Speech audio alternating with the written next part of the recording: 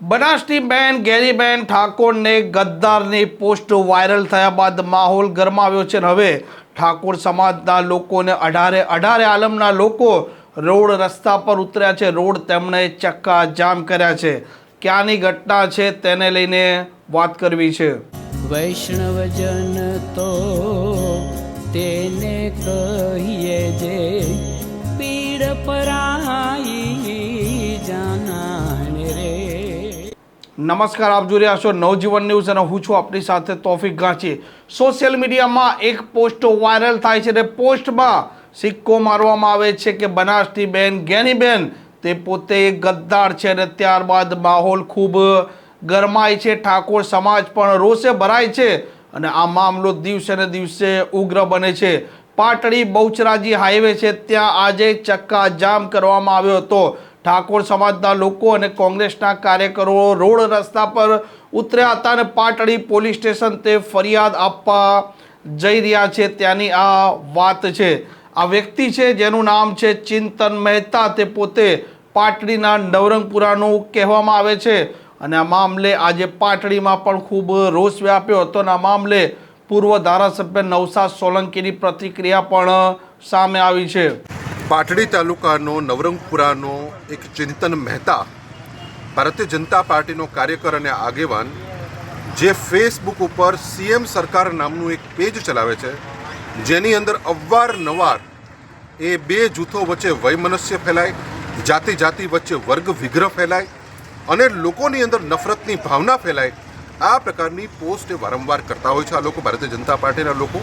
પરંતુ તાજેતરની અંદર જ ગુજરાતની બેન, બનાસની બેન એવી ગેનીબેન ઠાકોર, જે લોકોની સેવા કરવા માટે હંમેશા પ્રખ્યાત છે, આવા ગેનીબેન ઠાકોરની વિરુદ્ધમાં એમના ફોટા ઉપર ગદ્દારનો સિક્કો મારી અને એમનું અપમાન થાય, માનહાનિ થાય, હિન્દુઓ અને મુસ્લિમોની લાગણી ભડકાય, આવનાર સમયની અંદર પાટડી શહેરમાં અને અન્ય જગ્યાએ સુલે શાંતિનો ભંગ થાય, આ પ્રકારની હરકત એણે પોતાના પેજ ઉપર કરી છે।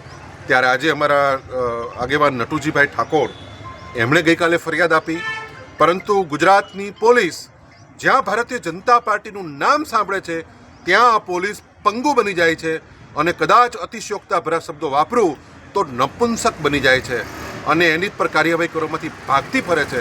હમણાં જ મહારાષ્ટ્રની અંદર પેલા કુણાલ કામરાએ એકનાથ શિંદેનું નામ પણ નહોતું લીધું, માત્ર એક કવિતા ગાઈ હતી, તેમ છતાં એના ઉપર એ ગદ્દાર ગણી અને બધી જ કલમો લગાવવામાં આવી છે। ત્યારે આ વ્યક્તિ જાહેરમાં ગેનીબેન ઠાકોરનું અપમાન કરે છે। માત્ર કોંગ્રેસનો કે ઠાકોર સમાજનો કોઈ આગેવાન નહીં, સભ્ય સમાજનો કોઈ પણ વ્યક્તિ ગેનીબેન ઠાકોરનું અપમાન સહન કરી શકે નહીં।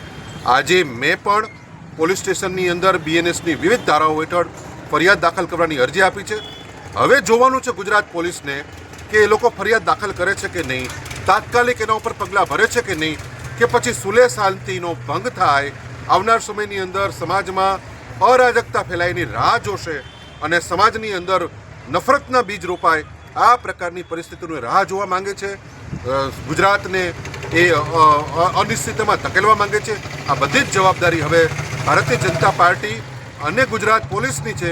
મને આશા અને વિશ્વાસ છે કે આ તંત્રની અંદર હજી પણ અમુક એવા અધિકારીઓ છે જેની કરોડરજ્જુ હજી પણ મજબૂત છે, જેણે ખાખી પહેરી છે, એણે સંવિધાનના સોગંદ લીધા છે કે કોઈ પણ વ્યક્તિ એ સંવિધાનની વિરુદ્ધમાં કાયદો કરશે, ચાહે રંક હોય કે રાજા હોય, એની વિરુદ્ધમાં કામ કરવા માટે, એની વિરુદ્ધમાં કાર્યવાહી કરવા માટે હજી પણ અમુક અધિકારીઓની કરોડરજ્જુ સલામત છે। મને વિશ્વાસ છે કે આ લોકો ચોક્કસ કાર્યવાહી કરશે, અન્યથા આવનાર સમયની અંદર જે કંઈ પરિસ્થિતિનું નિર્માણ થાય એની સંપૂર્ણ જવાબદારી ગુજરાત પોલીસની, પાટડી પોલીસની અને સુરેન્દ્રનગર જિલ્લા પોલીસની રહેશે। આ હતા પૂર્વ ધારાસભ્ય નવસાદ સોલંકી। તેમણે પોલીસને પણ આડે હાથ લેતા કહ્યું છે કે જ્યારે કોઈ વ્યક્તિના વિરુદ્ધમાં ફરિયાદ આપવામાં આવે ને જો આરોપી ભારતીય જનતા પાર્ટી સાથે સંકળાયેલો હોય તો પોલીસ પણ તેના પર ગુનો દાખલ નથી કરતા। ત્યારબાદ ત્યાં સ્થાનિક આગેવાન છે તેમની પ્રતિક્રિયા પણ સામે આવી છે।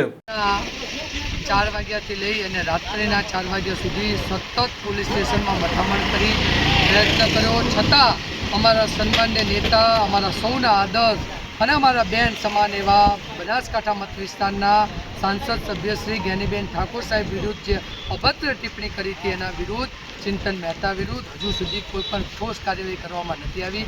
આજે આ મત વિસ્તારના પૂર્વ ધારાસભ્ય નૌશાદભાઈ સોલંકી, અમારા નટુજીએ તો કાલથી લેખિત ફરિયાદ એમના વિરુદ્ધ આપી છે અને આજે પૂર્વ ધારાસભ્ય નૌશાદભાઈ સોલંકીએ સમગ્ર વિસ્તારના 18 આલમના ઠાકોર સમાજ સહિત 18 આલમના આગેવાનોની હાજરીમાં એમને પણ પોતાની લેખિત ફરિયાદ પોલીસ સ્ટેશન ખાતે રજૂ કરી છે.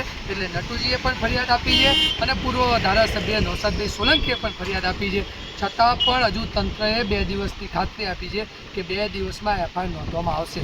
તો હું આપના માધ્યમથી જણાવું કે એક જવાબદાર નાગરિક, એક આ દેશના સંસદ સભ્ય અને જે આખા મત વિસ્તારનું પ્રતિનિધિત્વ કરે એના પર કોઈ સામાન્ય વ્યક્તિ અભદ્ર ટિપ્પણી કરે અને એના પર કાયદેસરની કાર્યવાહી કરવામાં પણ જો અમારે આટલી બધી વિલંબ કરવી પડે. આજે કોંગ્રેસ પાર્ટીના અને ઠાકોર સમાજના બધા આગેવાનોએ સંયુક્ત રીતે પાતળી બહુચરાજી હાઈવે ઉપર અમે ધરણા પ્રદર્શન કર્યા હતા, રોડ રસ્તા રોકવાનું કર્યું હતું. પોલીસે દમન ગુજારી અમારી ટીંગાટોળી કરી અમને અહીંયા લાવી અને રિટર્ન કર્યા હતા. અત્યારે અમને મુક્ત કર્યા છે.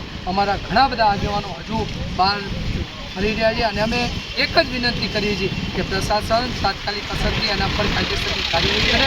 આમ બનાસકાંઠાના સાંસદ જ્ઞાનીબેન ઠાકોરને આ સોશિયલ મીડિયામાં ચિંતન મહેતા જે કહેવાય છે, જે ફેસબુક પર સીએમ સરકાર નામનું પેજ ચલાવે છે અને પેજ પર તેણે આ ટિપ્પણી કરી છે, ત્યારથી માહોલ ખૂબ ગરમાયેલો છે.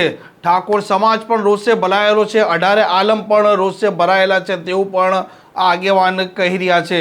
આ પ્રકારના સમાચાર, પ્રકારના અહેવાલ માટે નવજીવન ન્યૂઝની ચેનલ જોવાનું અને સબસ્ક્રાઇબ કરવાનું ભૂલતા નહીં. નમસ્કાર. વૈષ્ણવજન તો તેને કહીએ જે પીડ પરા